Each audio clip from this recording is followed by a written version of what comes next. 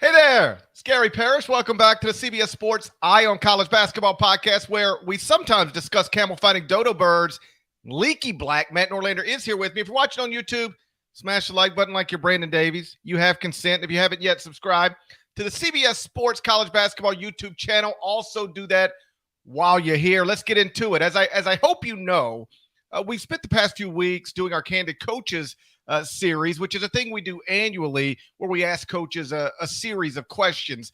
We offer anonymity in exchange for honesty. It's among my favorite off-season things that we do. A couple of weeks ago, we touched on the questions we asked about UConn and Gonzaga. Where is the best fit from a conference perspective for those basketball dominant athletic departments? If you missed it, you can find it. Go check that out if you care. Today, we're going to discuss a few other questions we've asked. And I want to start with the question that I believe has gotten the most attention. And it's a question where we asked roughly 100 college basketball coaches what their experiences recruiting out of the portal has taught them about what a transfer who projects as a starter at the high major level is looking to get in the form of an NIL deal. What is that guy looking for? What is that guy getting? The most common answer was that a transfer who projects as a high major starter is looking for an NIL deal worth more than $200,000 and probably getting deals worth around $200,000. Yes, there are outliers. Hunter Dickinson is probably getting more. Some other dudes are probably getting less, but about $200,000. That's the price we were told you better expect to pay for a high major starter out of the transfer portal. Deadleg, did anything about what we were told from the coaches we talked to, texted with, anything we heard surprise you? Yeah, only a couple things, small things. So that based on what I sent you, I brought up my balloting specifically. What surprised me was I didn't know if I would really get any answers that were 400 or above, and I got three of them. One assistant at a blue blood gave me 500, and then two more gave me 400 as a figure. One of those two was also another coach at one of the 5 or 6 biggest schools in the sport there. So the high end was surprising. None of the others really were. The 200,000 mark was the most popular among my responses there. So that was twice as much. 14 of the coaches I surveyed had 200,000, and the next closest was 150 with 8 back. But basically in that 150 to 250 range was overwhelming the most popular. Now to kind of pull the curtain back on this one, there are a couple questions this year that prompted a lot of response and discussion. I would say this one was the second most talked about amongst coaches that I spoke with. The most by far was, have you experienced burnout? And then I had coaches go on like absolute tangents on all that. That prompted by far the most. This one was number 2. Some coaches were not willing or said they couldn't speculate because, we do talk to mid-major coaches. And so GP handled this one for Candid Coaches. And I'm not going to speak for you directly. You can answer this, but I believe the coaches that didn't answer this, we didn't take their answers into account because they weren't going to speculate. Some said they hadn't dealt with it, but for a high major transfer that projects as a starter, the $200,000 to $250,000 range, that seems reasonable to me. I also got into conversations with coaches about how they felt about that range in general. Didn't really have any coaches that were pushing back on this and saying it was too much money. Some coaches said once you get, north of 350, then it became like a real issue. Some coaches did tell me some interesting stories and tales about how they had lost a player and, they were hoping to get their guy somewhere in the low 6 figures range. And then, they were essentially promised, $30, $50, $80, $100,000 more than that. And they wound up losing the player, which, that's going to be the market being the market. Whether those players get that is another angle on this. And I do want to at least bring that up real quick, then I'll toss it right back to you, because when I presented this question to the coaches, I tried to phrase it very specifically. I said, based on your recruiting in the portal the past 2 years, approximately what is the going rate and price for a transfer? And some coaches said, are we talking what these guys are asking? Or are we talking what we think they're ending up getting? Because those can be two very, very different things. I said, we're more talking about when you're in the portal, or if you lose a guy, the figure approximately what is attached to them. But a lot of these coaches said, listen, man, I just having either experienced this, firsthand, or talking to my friends that are, in the conference, or, I coached with them 5-7 years ago and now they're halfway across the country. I don't believe that a lot of these figures are actually what these players end up getting. Now, some of that can be sour grapes. Some of it can be just some half-informed skepticism. But to me, my biggest takeaway from this was that the NIL era in men's Division I college basketball is still feeling itself out. I don't feel like things have gotten completely out of hand in terms of how much money has been delivered. Maybe things have gotten out of hand in terms of how much money is being promised or alluded to, and that can be agents as much as it could be schools, because coaches technically cannot use this as a recruiting inducement. Play the laugh track if you must. But those were my overall impressions on this very intriguing question. This was GP's suggestion this year for Candid Coaches. And the bottom line takeaway is, if you're wondering if one guy is going to a different school in one of the big 6 conferences, if he's a starter, blindly presume that he's somewhere probably being offered or asking for something in the $200,000 range. I understand technically this is not supposed to be a recruiting inducement. The reality is it is the biggest recruiting inducement that exists now. I've had coaches tell me that they used to walk into homes for visits, and they would talk about style of play and, how often they're on national television and how many NCAA tournaments they've made and, the type of crowds they draw and, who else is going to be on the roster. And now coaches said, like, if you just want to cut right through it, just sit down and say, hey, I got 175. I got lined up for you. I mean, that's where the conversations start. Some families are aggressive with it. Like, all right, coach, good to see you. What are we looking at? Others are more subtle. Like, they'll listen to you meander around it, but eventually they want to settle on that point. How much are we getting to go to your school? So this is a massive recruiting inducement. It is the major factor in, if not all, certainly most recruitments these days. The reason we ask the question, if anybody's wondering, so specifically is because from the very beginning of this series, we have asked coaches from all levels of the sport. I mean, we talk to people who are in the Hall of Fame, people who have won national championships, and then we talk to the third assistant at a low major program you've never heard of. And so if you just start asking, hey, what's a transfer looking for out of the portal? Well, if you're in the housing market, if you're shopping in Calabasas, a house is worth one thing. If you're shopping in Mississippi, a house is worth another thing. So I wanted to be very specific with this, because even the mid-major coaches will sometimes have a good feel for this, because they thought they had a guy locked up at 75,000. And then here comes, some SEC school, and we couldn't get it done at the end of the day because kid got 250. They would even if they're not recruiting at the high major level, they should have in some cases a feel for what's going on at the high major level. You are right. Some of them did, and I appreciated this honesty. Just say, I don't know. Like, I had multiple coaches say, GP, you probably know more about this than I do. Like, I'm working. I had a couple of coaches. Yeah. And I believe the coaches, with one or two, I'm not going to name it. One or two, I just felt like, for whatever reason, they got weirdly uncomfortable with the question, and it's fine. My goal every year with this is to make sure that every single question is answered by every single coach. This one, we had some who were just like, I can't give you the answer that you're looking for here. I don't know, man. Yeah. There were some who just said, listen, I don't swim in those waters. Maybe one day I will, but I haven't really, I don't swim in those waters. And that was fine. Again, all we are asking for is honesty, whatever that looks like. We're not searching for specific answers as much as we're just asking the question and seeing what we get. So we asked it that way to make sure everybody was answering the same way. And again, the majority, the most common answer was they're looking for more than 200. They are getting around 200.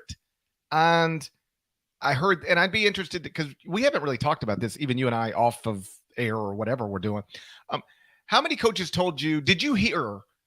And if you're in there with the SEC, it's a different deal. Like, I had multiple coaches tell me, the SEC is a different deal. A few other big brands, you could probably guess them, Kansas, Kentucky. But the prevailing thought was, if you're in there with, ACC schools, Big Ten schools, for the most part, about $200,000. And this is, I had one coach tell me, you're talking about a guy who's averaging 11 points and 6 rebounds. That guy's going to get around $200,000. But and they didn't say these schools, but they said SEC schools. But if Arkansas and Alabama get involved, you might need to go to 3. That I heard that from a lot of different people.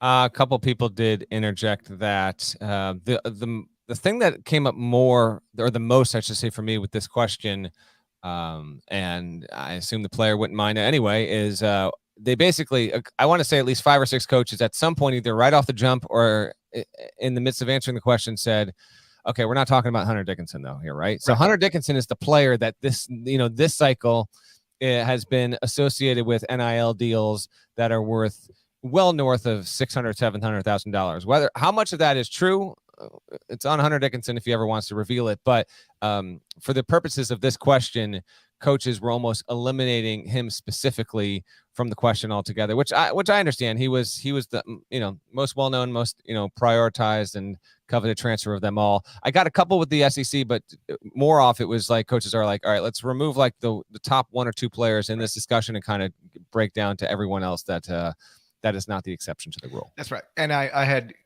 coaches tell me, like, if in some cases, I had one coach say, like, basically you get your transfer rankings that David Cobb does. You pick a top 15 guy out of there. If I'm going to go recruit that guy, I don't even go unless I know I can tell them we got at least $200,000 lined up. Like, I'm not even getting involved in that because it's a waste of time. So, and the other thing I had a lot of coaches tell me is that they were taking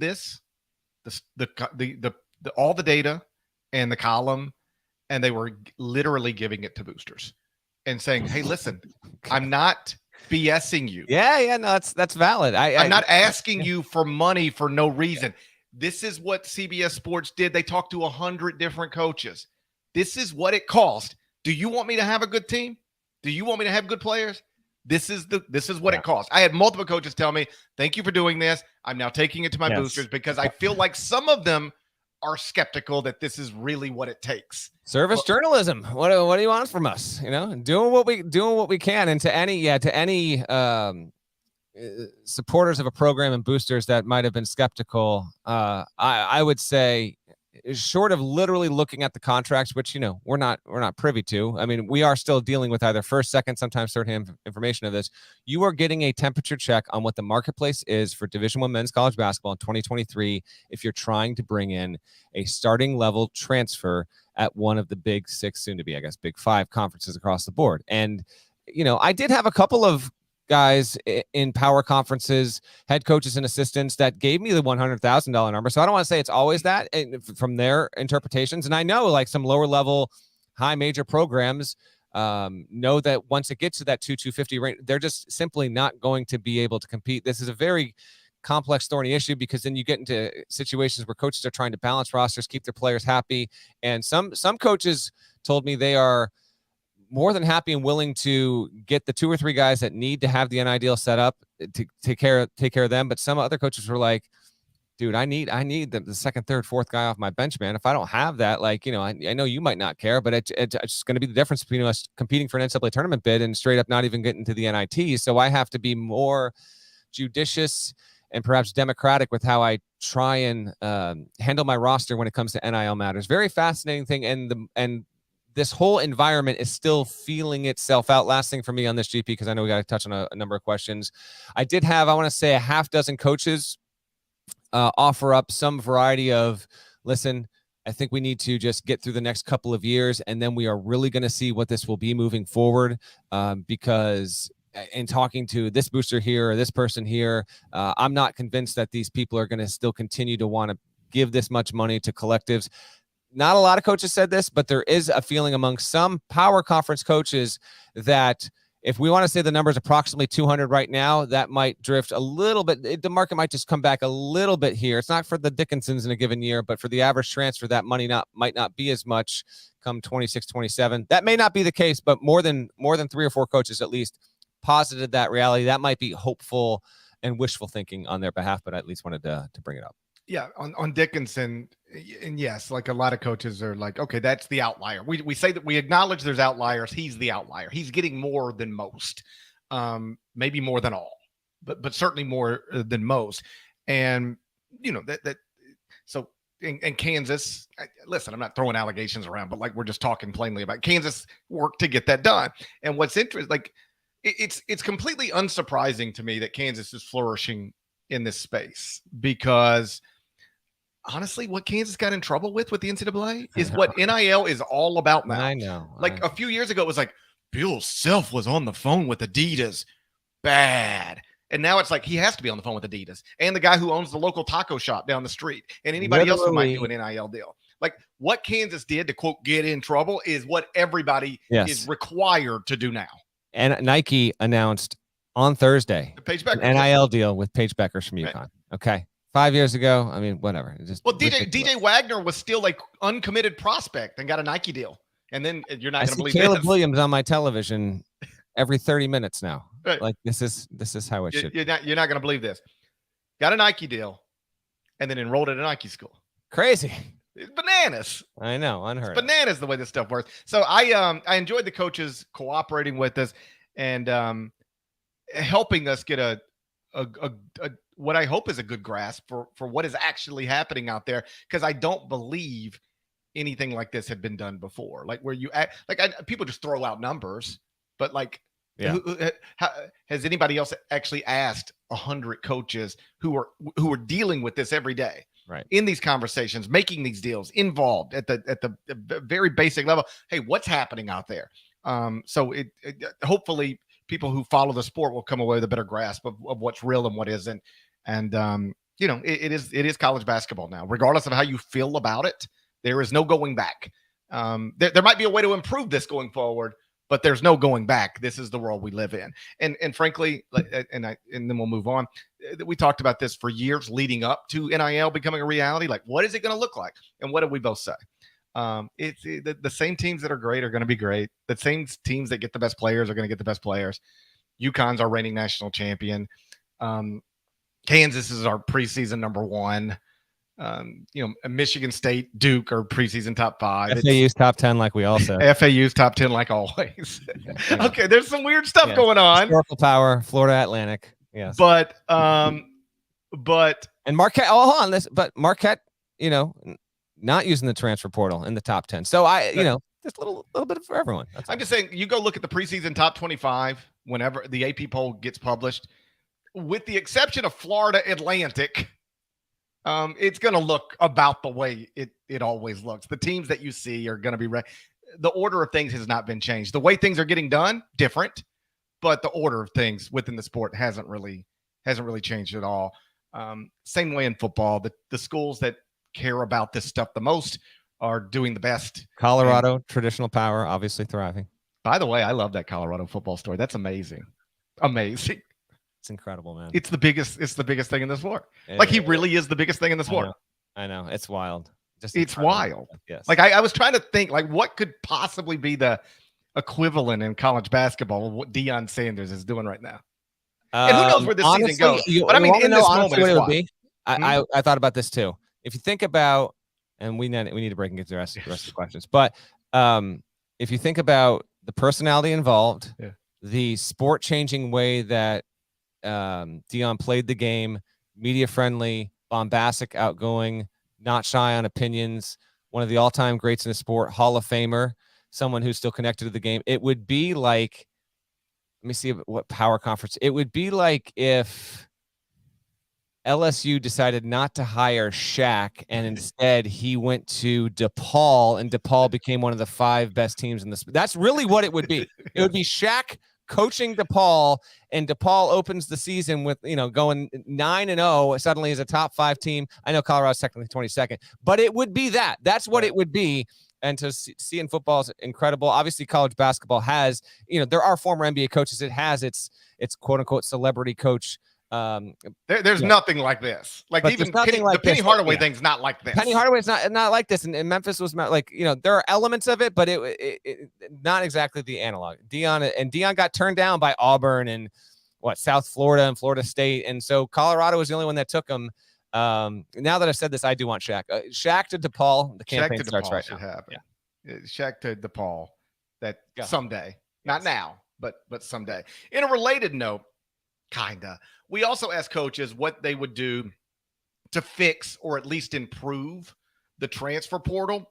We'll be quick on this because this is mostly a coach's issue, this doesn't impact fans in any way whatsoever. You handled that question.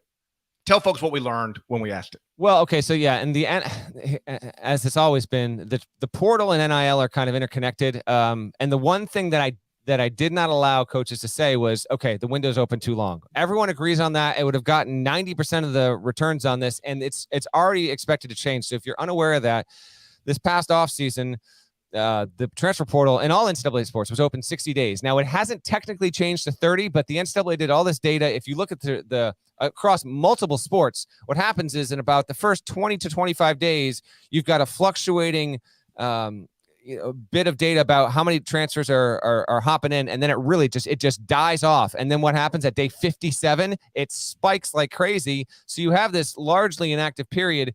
That's going to shrink down. It just needs to be officially voted in. And then I think it would become official, in January at the NCAA convention, hopefully sooner. So that was the only answer that was not on the option here. That was not an option. Here were the top 5 responses. And trust me, coaches were all over the map on this. The winning percentage was, okay, we can have one transfer with immediate eligibility, and if it's a grad student, like whatever, but that's it. There is no second transfer immediate eligibility. Now, a lot of coaches said, period. Don't care about the situation, but some coaches said no. And if the coach leaves the institution, the player should be able to transfer immediately. It's refreshing to hear that. And then other coaches brought up, if there's some sort of abuse that can be proven, then an immediate transfer. But otherwise, it's one transfer. That's it. That 120%. 19% was a variety of responses that I tried to just narrow down as best as I could. It basically comes down to this: coaches want as much transparency as possible in the transfer process. They want tampering seriously enforced, and all this stuff tied to name, image, and likeness. They want as much governance and as many guardrails around this process as possible. They, from coaches with the most job security you could imagine to literally 27-year-old assistants that I spoke with, are wanting that situation to be improved. Some had some long-winded ideas. We needed to get into that, but that was the number 2. And then number 3, with 18% of the vote, was, okay, you can change one thing about the transfer portal process. What do you want to do? Open the portal after the Final Four. This would be my pick above all others. Some coaches are very, very much against this because they don't like the idea of 2 players wanting to leave their team and having their minds made up on February 26th, and then this thing doesn't open until April 5th, and maybe 2 pissed off players becomes 4, becomes 6. Listen, that's part of the job. It's why you get paid the money. I get that. There's never going to be a solution that satisfies all. I would say for the betterment of the sport, in respect to the tournament, for coverage of the sport, you have the tournament, celebrate one shining moment that Monday night. Everyone flies home Tuesday. Then to me, that Wednesday can be the day. That's when the portal can officially open. Yeah, then you get a flood of 1,000 names.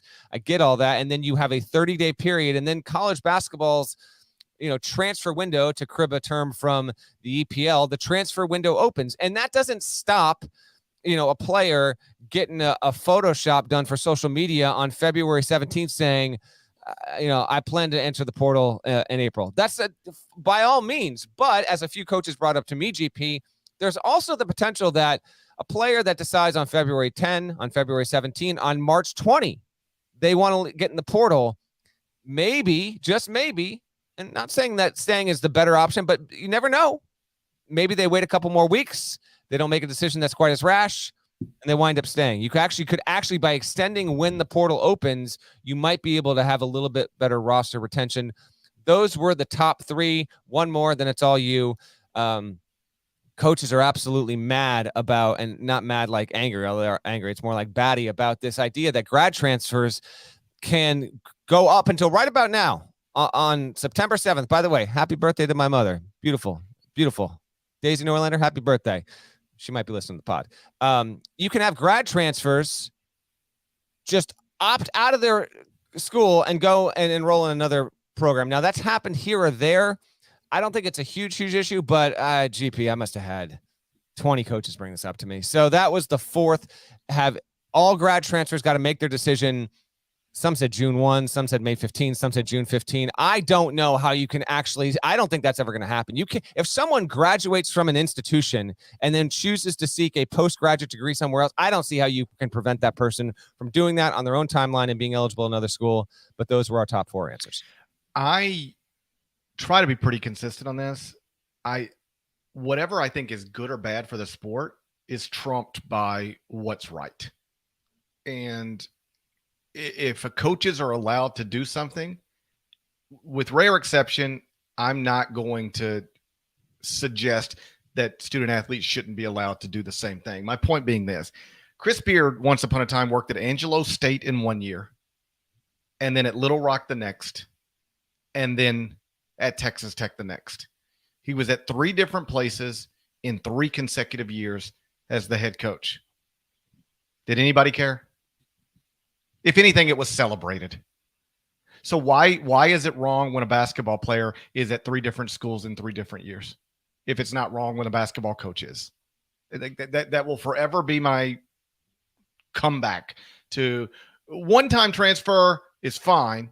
Because this is what I think most coaches are here now at this place. One-time transfer, fine with it. But you shouldn't be allowed to just transfer every year. You shouldn't be allowed to transfer and then transfer and then transfer. And I say you should.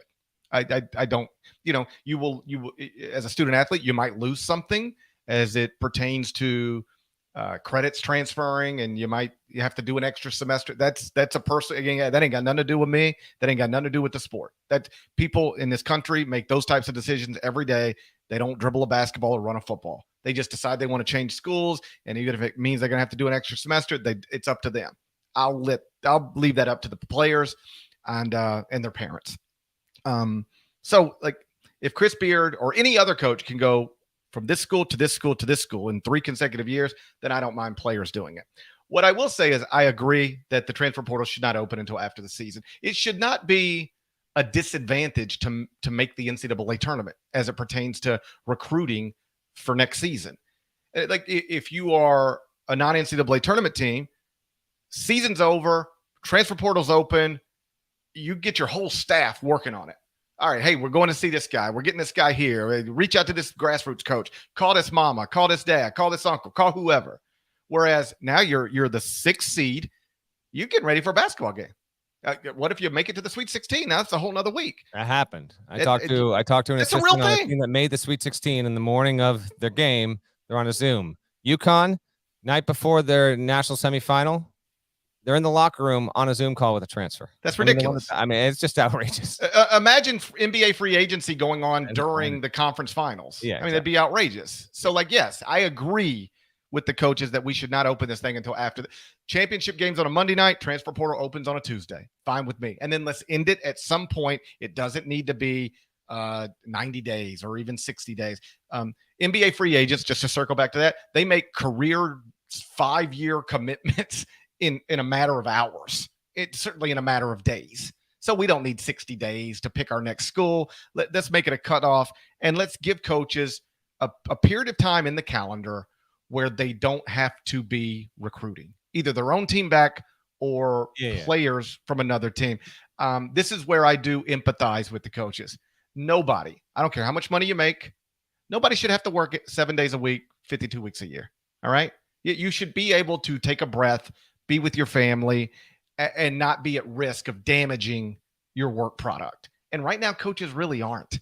Like coaches have to. I'm not asking anybody to feel sorry for them. They all make more money than most of you. Well, but the third assistant doesn't. The Dobo making 29,000 doesn't. Those are the people that are really suffering, and it's why I wrote a whole story on this in July, and then we did a Candid Coaches about mental health and burnout and all that. That's as much of a problem as anything, because we're losing coaches and support staffers before they can even get the chance to become the next Scott Drew or Mark Few. That's right. So I believe there needs to be some clearly defined lines in the calendar. This is when it opens. This is when it closes. Hey, here's a period where you can relax. Nobody's trying to take your players right now, and you don't need to be trying to take anybody else's players right now. Go to your kid's baseball game and put your phone down. There should be a time for that. Again, if you make $10 million a year, but have to work every single day of every single year to get it, it's great. Like, most of us would do it, but you shouldn't have to do that. Everybody deserves some downtime. And right now, college basketball coaches don't have a lot of it, not without risk of missing something. So I agree with that for sure. It needs to open later, close sooner, there needs to be a time where you don't have to worry about it. Right now, there's not really much time. You don't have to worry about it. Yep. Bow on this, then we can move on. Portal is going to shrink. Expect that announcement in the months to come. The question with men's D1 college basketball is, does it get to decide when the portal open and closes, or will that be a D1 council decision? And will it be after the Sweet Elite Eight going into the Final Four, or after the tournament altogether? There's still a fight for that. GP and I on the same page. It should open after the tournament ends. I would lean that's the case, but I'm not convinced, because there's a lot of voices that don't want to wait into April to have it open. But I think you have April transfer window. Hopefully everyone decides where they're going by the end of May, and onward ho. In another question, we asked coaches to name the person they believe is the best coach yet to make a Final Four. One man ran away with it. We'll discuss that next. But first, a word from our partners. Here we go. This is all we've all been waiting for. Time for some football, baby. Plowing ahead for the touchdown. Oh, my gosh, here he goes. We can't wait for Sunday afternoons. So we also asked about 100 coaches to name the person they believe is the best coach yet to make a Final Four. One man ran away with it. His name is Matt Painter. Deadleg, I assumed, I actually, like, we get these questions together, and then I go, okay, what do I think is going to be the most common answer? And on this one, I assumed it would be Matt Painter. Mm-hmm. I think you did too. Yes. That acknowledged. Were you surprised Painter got 56.3% of the vote? Second place, by the way, Sean Miller, 11.6% of the vote. So Painter won this by a significant margin. I thought Painter would win. I want to say Painter had like 62 to 63% of my ballots. So even still, like with yours, he was brought down. And if we asked this question 5 years ago, Sean Miller wins the poll. He does, because that was the thing that was attached to him. But now, or Tony Bennett. Fair. Yeah, good point. Good point. Yeah, 5 years ago, Tony Bennett's probably right there. But Miller was that coach for a good while. Tony Bennett's now off. Another Bennett, Randy Bennett, was third. So Miller had 12%. Randy Bennett had 9%. Greg McDermott and Ed Cooley rounded out the top 5 overall. But overwhelmingly, Matt Painter is considered to be the best coach yet to make a Final Four. I probably had 8 to 10 coaches that voted for him that said he's not going to be qualified for this list a year from now, because he's going to get there in 2024. This team is going to do it. They're going to get back there. And listen, amongst the people in the sport, and part of this is, I think part of it is Painter's reputation as a person. He has served on very prominent boards throughout college sports. He works with USA Basketball as well. He is, this is no exaggeration, he is as respected a Division I basketball coach as there is. Lack of Final Four, national championship or not. I mean, Matt Painter is that guy. And so because he carries such a good reputation, I think it helps him in poll questions like this, on top of the undeniable X and O's and what he's been able to do at Purdue and how he has recruited without, most often getting 5-star level players, sometimes turning, relative unknowns. Zach Edey, when he was recruited by Purdue, I mean, he did get interest from other power conference schools. Baylor, amongst others, were looking into him, but Edey was not projected to be an All-American. And Edey's just the latest in a long line of very, very good players who have certainly grown and been developed by Painter and his staff. And, I agree with this. To me, outsider looking in, someone who covers it, who doesn't coach, X and O, ability to adapt in-game, prep, all of it. Painter is the best yet to get there.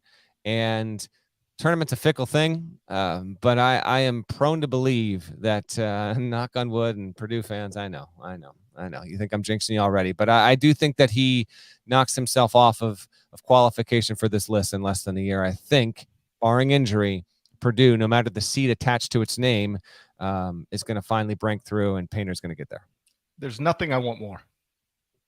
Like the two things that would satisfy me the most as it pertains to college basketball, I think there's 4. Can I go with 4? Okay, 4. I've decided there's 4. Growing by the second. Yes, I maybe it's 50, but these are things that I will actually find myself rooting for this upcoming season. I want Matt Painter to make a Final Four. He is elite. And this is what coaches told us. And this is what I believe, but it's also was confirmed by coaches. Coaches believe he's elite, an elite basketball coach, and they also like him a lot. A lot. Yes. They like him. They just like him. And I can't tell you how many coaches I had say, I hope they pull up Virginia, go from losing to a 16 to winning the national title, or I think they will pull up Virginia. There was a lot of that. I had one coach who's got a preseason top 15 team, and he said, I want Purdue to win the national championship. He told you he was going to throw the game if you faced Purdue in the title. He did not go that far, and I'm certain it's implied that I would, not at my expense, yeah, sure it is. but I get the way I took it was, if I can't win the national championship, I want Matt to win it. So I would love just some other things, like I would love Gonzaga to win a national championship. I want Gonzaga to win a national title. I want Purdue to go to a Final Four. I want Rick Pitino to be awesome at St. John's, and I want Ed Cooley to be awesome at Georgetown. Those are things that sport can go to hell, but those are the 4 things you want. Yeah, everything else I don't care about. Yeah, but those, yes. I know that Purdue is coming off of just a horrific ending to the season, and I saw Matt talking. How did that season end? They lost. Oh, okay. It was Sweet 16 to like a 4 seed, right? Oh no, Deadleg. It was much worse than that.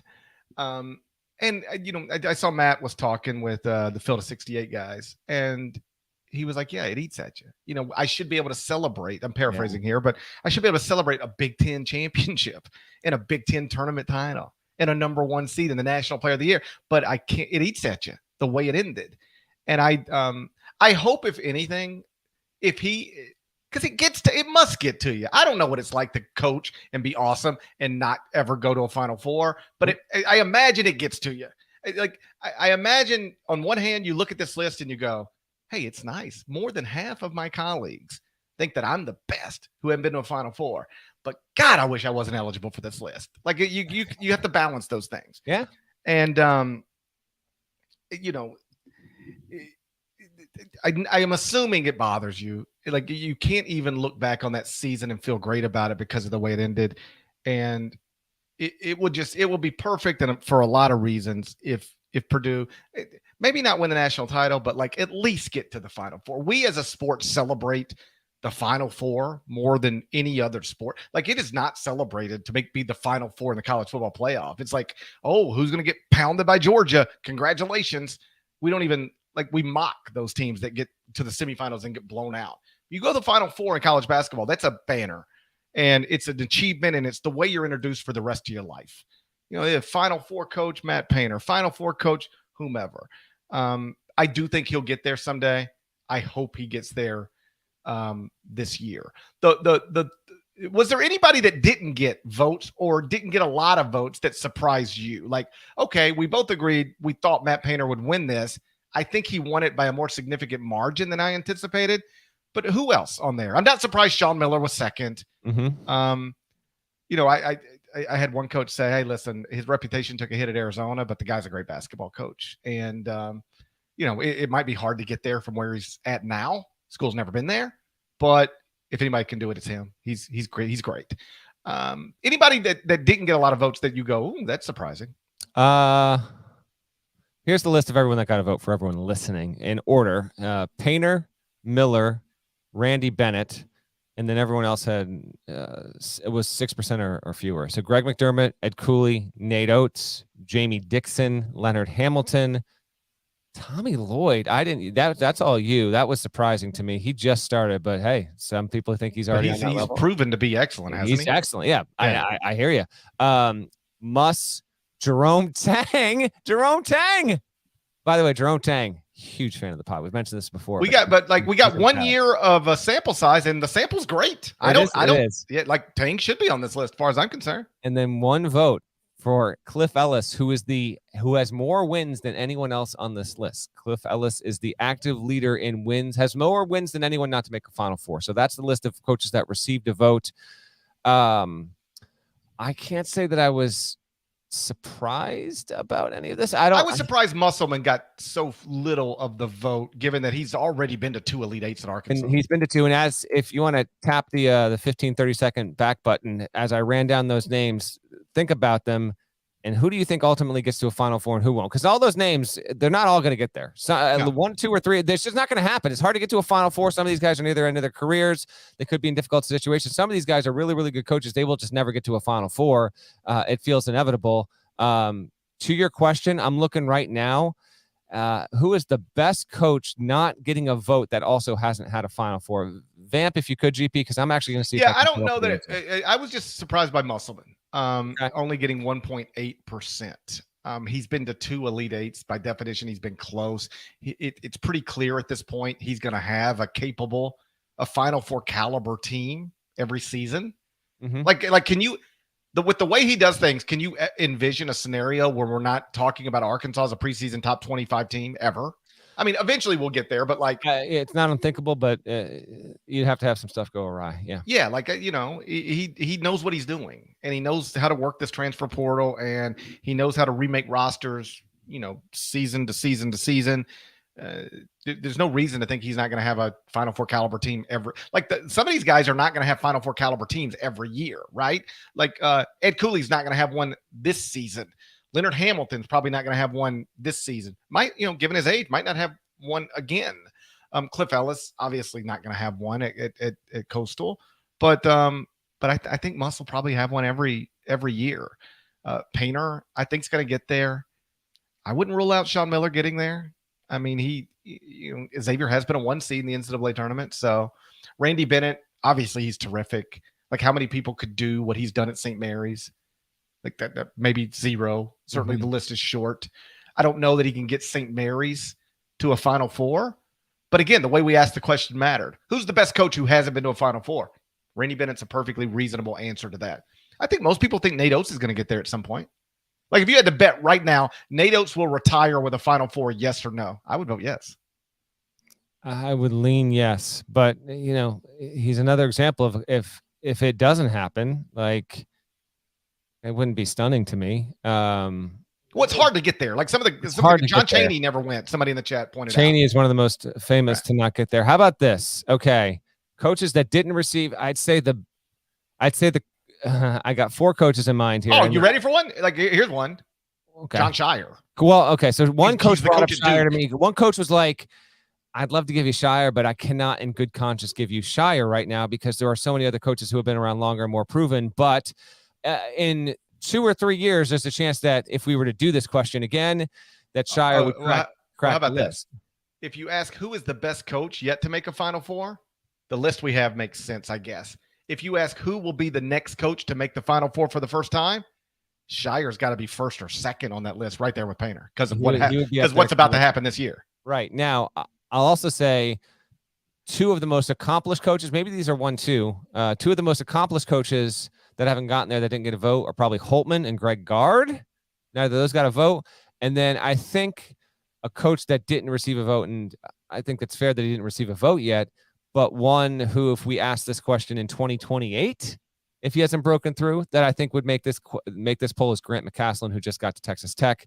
He carries a very high reputation across D1 men's college basketball, and he didn't receive a vote, but that's another name out there for you. And just, I would put the Ohio State coach on a list like this, like in the sense of, like, if the question was who is going to be the next coach to make a first Final Four, like the Ohio State coach, almost regardless of who it is, needs to be on there because it's Ohio State. Rodney Terry probably would need to be on that list because he's the head coach at Texas. But it was interesting to get the responses. And again, more than half, 56.3% said Matt Painter is the best coach yet to make a Final Four. And a lot of those guys also told me they really, really, really would like to see him do it. And he obviously has a great chance this upcoming season. Another question we asked, who was the best high major coaching hire this year? In other words, they were hired in the year 2023. The 2023 coaching carousel. Yeah. Right. And the leading vote getter, this is another one. This is what I would have picked. We knew who was going to win this one. Yes, we knew who was going to win this one. It's Rick Pitino at St. John's. 36.9%, followed by Ed Cooley at Georgetown, 20.4%, Micah Shrewsbury, 12.6% at Notre Dame, and then Chris Beard at Ole Miss of 11.7%. Everybody else had less than 5%. The other names, Grant McCaslin, Mike Rhodes, Rodney Terry, Damon Stoudemire, Kim English, and Red Autry. As I wrote, I think Pitino should be the leading vote getter. But when I look at the high major coaches that all got votes, and I don't know that I ever thought about this as the cycle was unfolding because we're doing a million other things, all of those make sense to me. They're not all going to work, all right? Some of these guys are going to be out in 4 years, maybe earlier, all right? Like Chris Beard at a few years ago, Chris Beard at Texas was 61% of the vote. You made that. 2 years later, he's out, all right? Yeah. Some of these is not going to work. All of them, in my mind, could work. I don't look at any of these and go, oh, that's ridiculous. They all make sense to me. The only two, so 10 of the 12 got votes. The only two that didn't, Josh Eiler at West Virginia, which obviously makes sense. He has no head coaching experience. Yeah, and then Mark Madsen at Cal. I did have two coaches.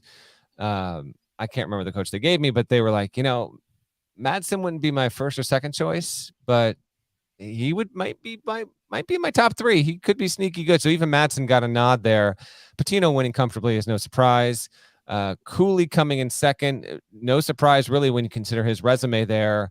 A lot of coaches believe in Shrewsbury, a lot. Yes. And Notre Dame is not going to be good this upcoming season. Like it is going to be a rebuild. Hell, maybe.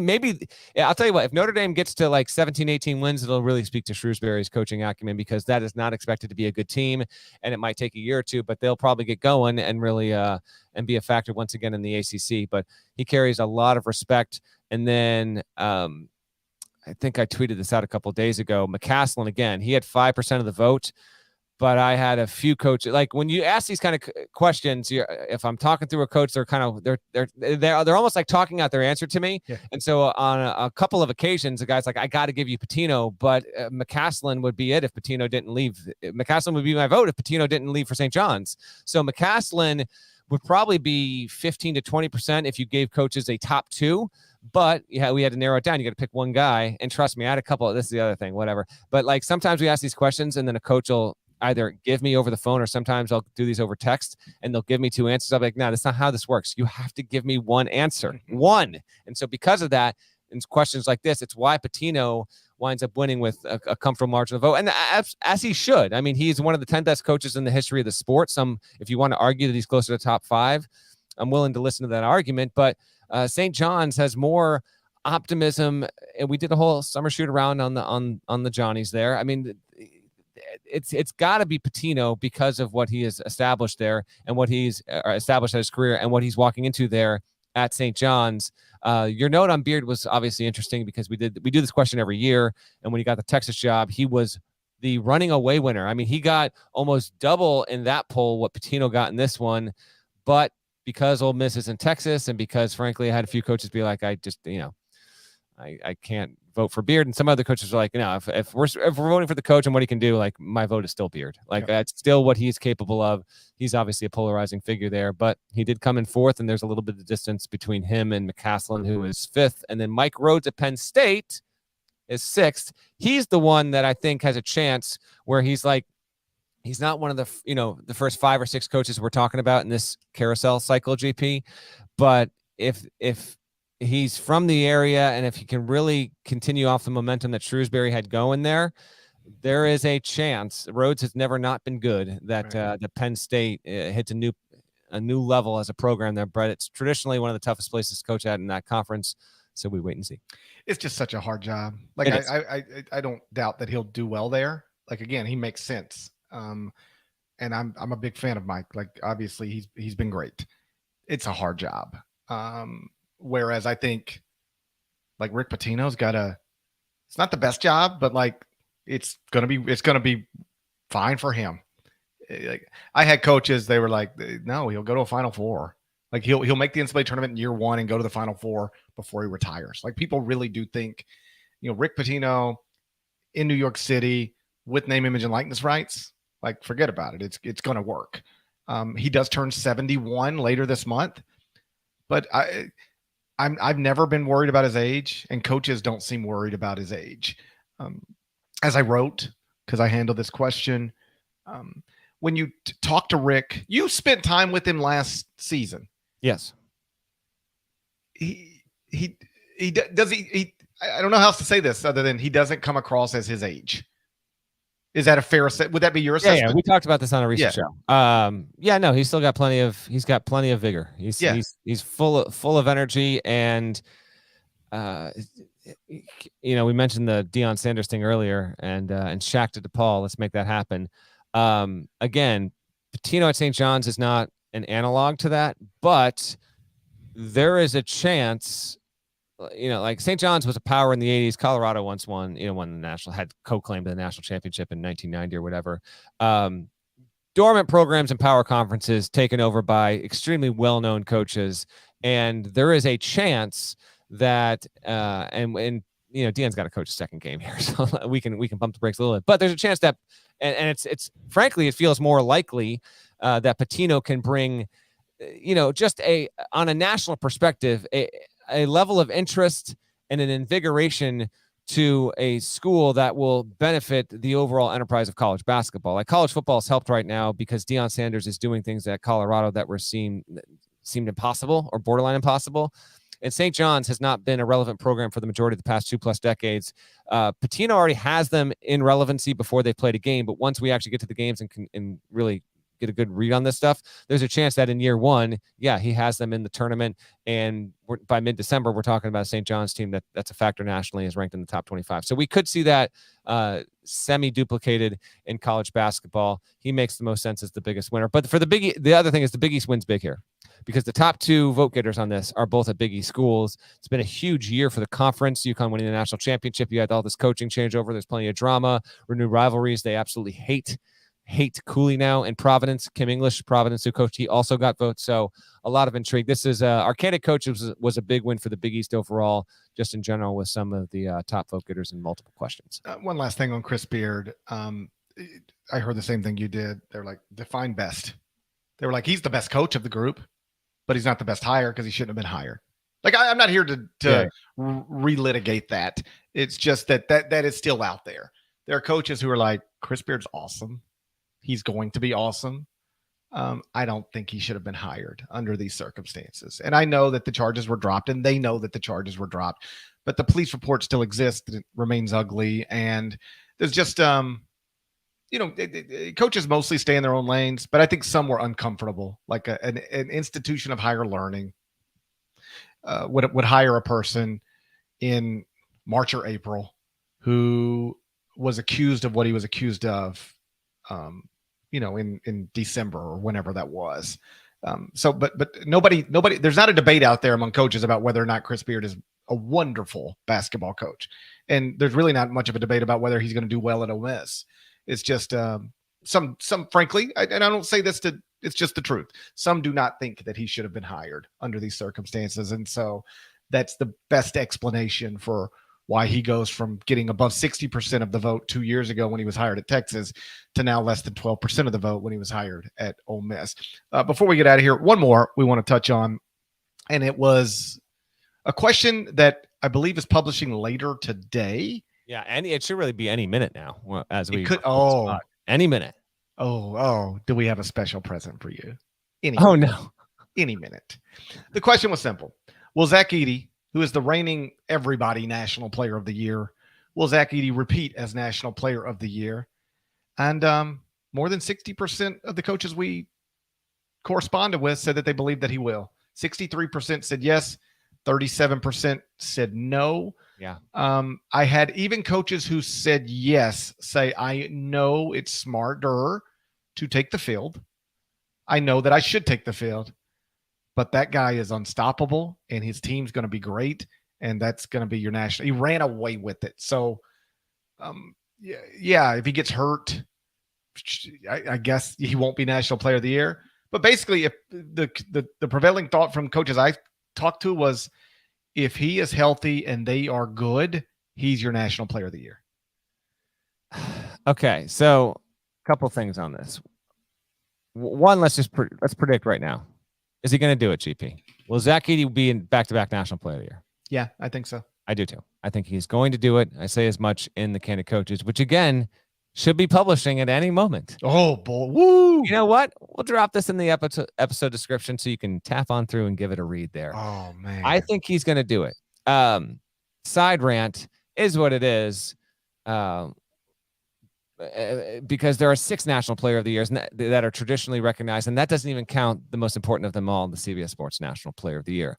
The 6 that have been long, held in the highest regard are the Naismith Award, the Associated Press's National Player of the Year, the Wooden Award, the National Association of Basketball Coaches Award, the Oscar Robertson, which is the Writers Award, and then Sporting News, which was the first one to ever do this. Back in '58, the Sporting News said, we're going to hand out National Player of the Year.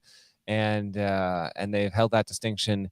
DeCourcy, the great Mike DeCourcy, has been keeping it down there for a better part of 3 decades. So because of that, because college basketball doesn't have a Heisman Award, you have years where multiple players win National Player of the Year. And some years that's a worthy discussion. Sometimes they split. Sometimes it's some people think that this player should win versus that player. That's fine. It's healthy discussion, but it doesn't make for a neat discussion on this, because there have been 12 players in the history of National Player of the Year awards that have won, that have a claim to one of the big 6 in back-to-back seasons. Now, the last player to do this, how do I phrase this? I wrote it in the story. The last player to win back-to-back National Player of the Year awards from multiple outlets, if you will, was Ralph Sampson at Virginia, who three-peated with the Naismith Award in 81, 82, 83. Now, since then, Jordan won one of them in 83, and then he swept it in 84. And then Jay Williams won one of them in 2001 before he won most of them in 02. And then Luka Garza, DeCourcy gave Garza the National Player of the Year for Sporting News the year that everyone else gave it to Obi Toppin, and then Garza swept it the next year. So Garza technically does apply to this. So we have had a recent example of this. All it takes is one. Luka Garza has 2 National Player of the Year awards from 2 different seasons. So he applies. There have been 12 total. I'm going to give you the list right now in alphabetical order, in chronological order. Oscar Robertson at Cincinnati, Jerry Lucas at Ohio State, Bill Bradley at Princeton, Lou Alcindor at UCLA, Pete Maravich at LSU, Bill Walton at UCLA, David Thompson at NC State. Shouts to another DePaul drop on the episode. Mark Aguirre did this in 80 and 81 for the Blue Demons. And then you had Sampson, Jordan, Williams, and Garza. So it's happened a dozen times. This used to be a common occurrence in college basketball.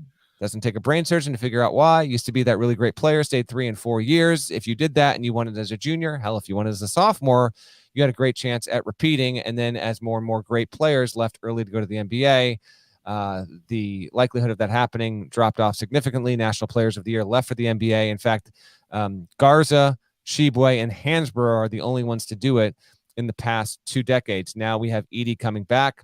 I think he's going to do it because I don't think he has reached his ceiling as a college player. I think Purdue's got a great chance to be one of the 5 best teams in the country again this season. And as a couple of coaches even mentioned to me, even if Edey's numbers stay flat or drop slightly, if his teammates around him get better, and we went deep into this on the Purdue episode of the Summer Shoot-Around, that's probably going to give Purdue a great chance at being the best team in the Big Ten, in contention for a 1 seed. And Edey's numbers, which were outrageous last season, they'll be close to outrageous again if he even drops down in production. So because of all this, again, knock on wood, barring injury, all these things obviously come with that caveat. I think he's going to do it. And I think it's different than Garza, Jordan, and Jay Williams.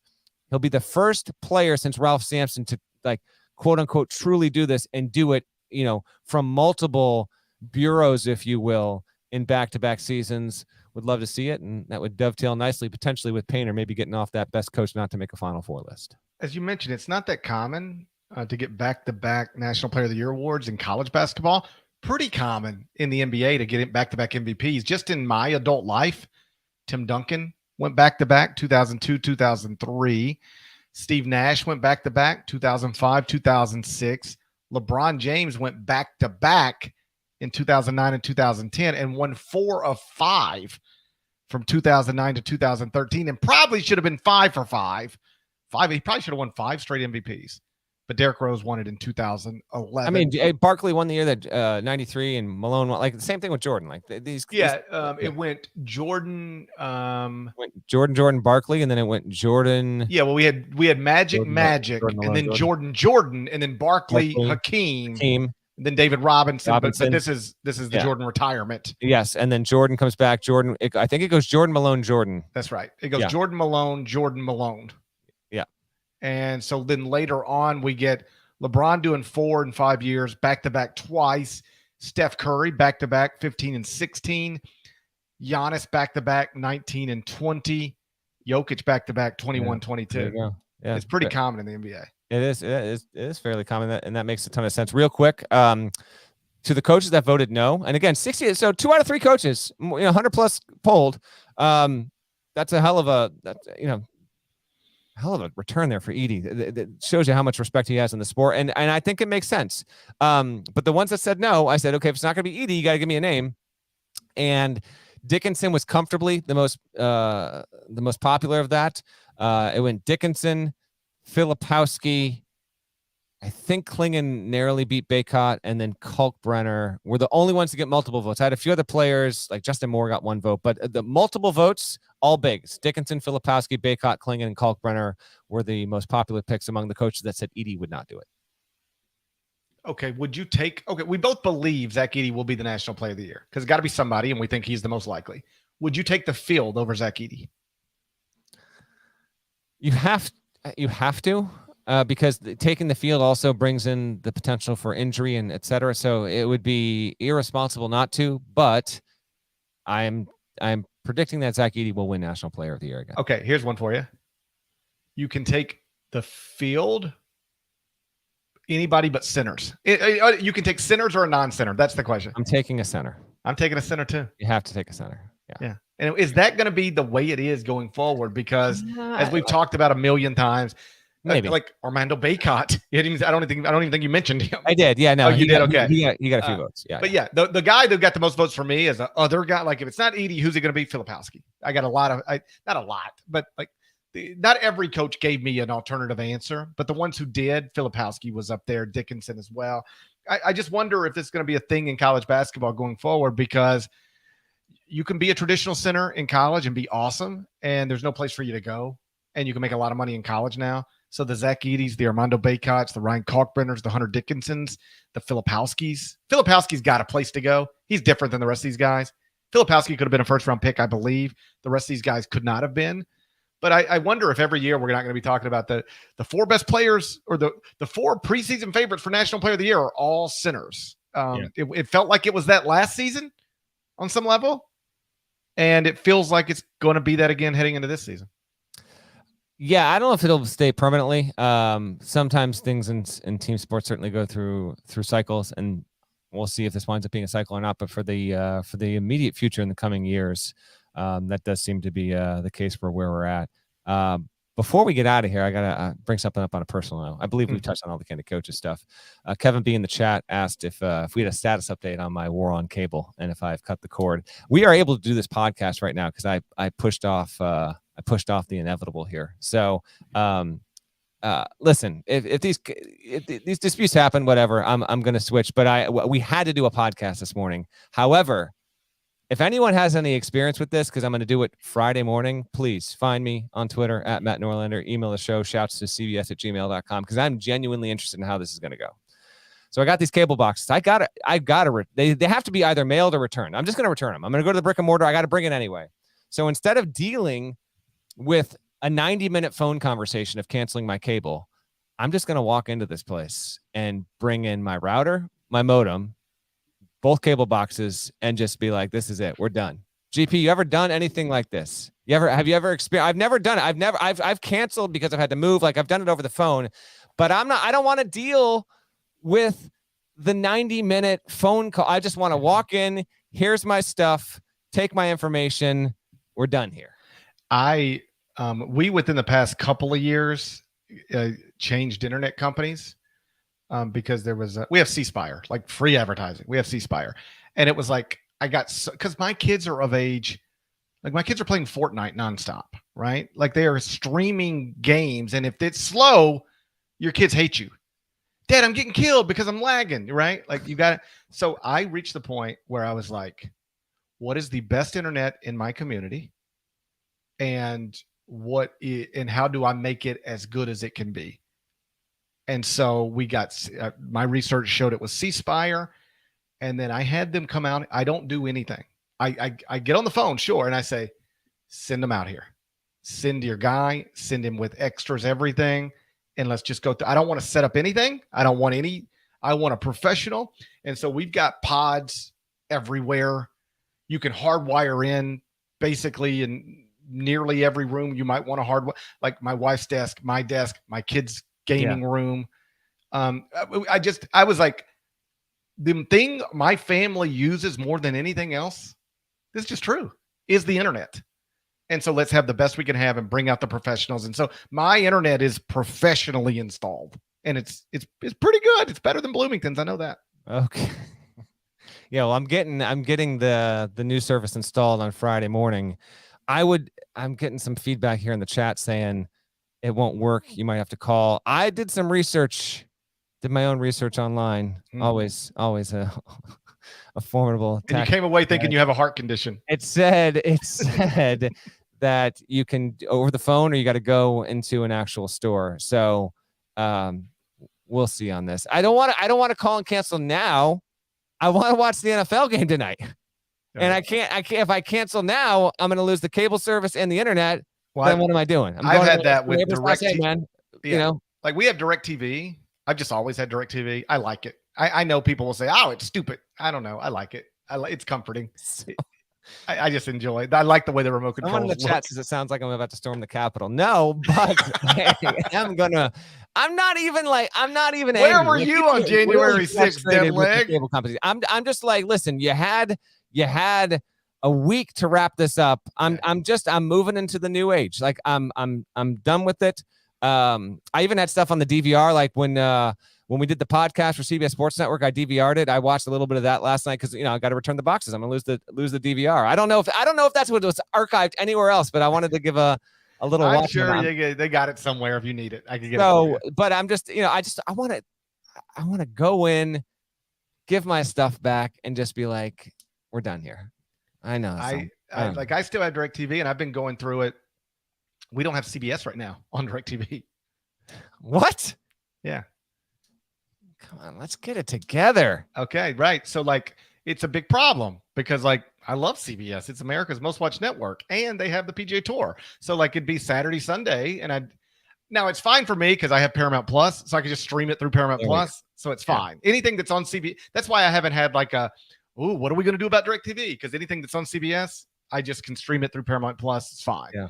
But I have DirecTV for television, C Spire for internet. And everything works smoothly. I'm satisfied.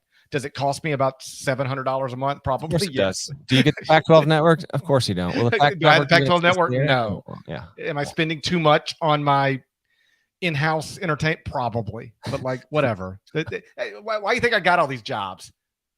So that I can skimp on DirecTV? No. You get all these jobs so you can have DirecTV if you want. Hey, listen, that's the other thing, and then we'll get out of here. You were kind enough the past few years.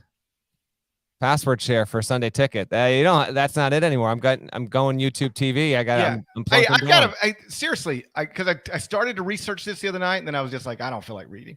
But how do I get Sunday Ticket now? Is it YouTube TV? What do I got to do?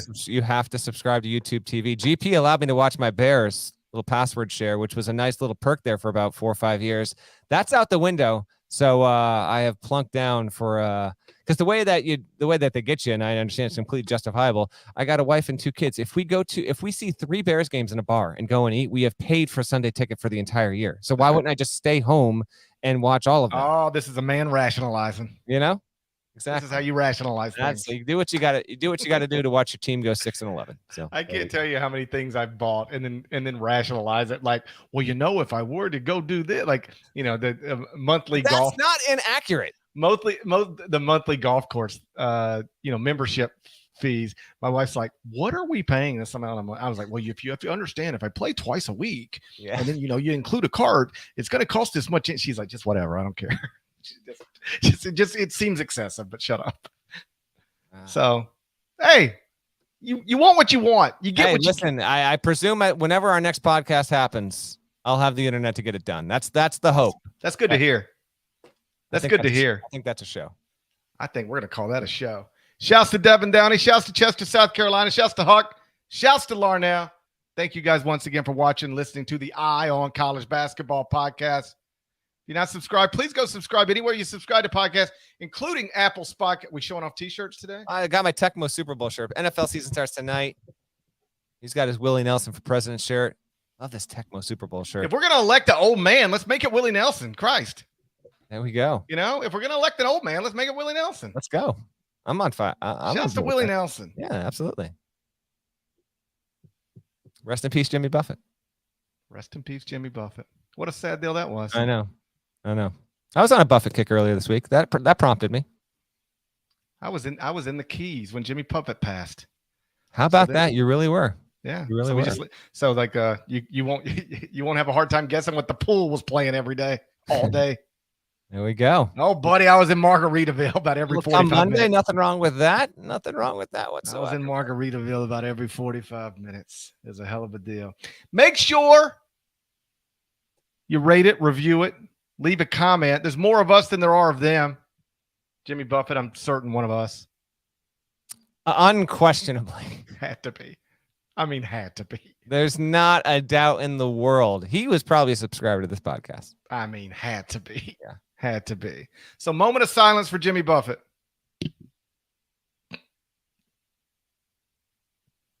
All right. We'll talk to you again real soon. That was